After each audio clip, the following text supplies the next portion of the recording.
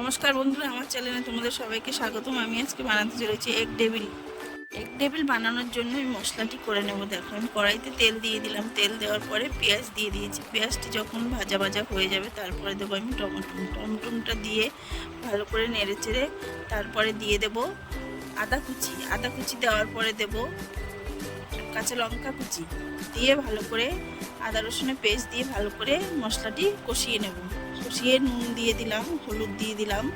দেওয়ার পরে জিরের গুঁড়ো, চাট মশলা, ধনের গুঁড়ো, তারপরে গোলমরিচের গুঁড়ো, লঙ্কার গুঁড়ো দিয়ে ভালো করে কষিয়ে নিতে হবে।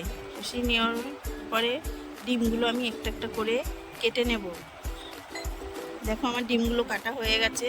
এবার আলুটা ম্যাশ করে নেব, সেদ্ধ আলু। তারপরে আমি মশলাটা দিয়ে ভালো করে ধনেপাতা দিয়ে মেখে নেব। যে মশলাটি দিয়ে আমি আলুর পুরটা মেখেছিলাম সেটি এখন ডিমের সাথে দিয়ে আমি ভালো করে শেপ করে নেব। শেপ করে নেওয়ার পরে দেখো আমার শেপ করা হয়ে গেছে। এবার আমি একটু বেসনের ড্রো করে নেব। নুন দিয়ে জল দিয়ে ভালো করে মেখে নেব।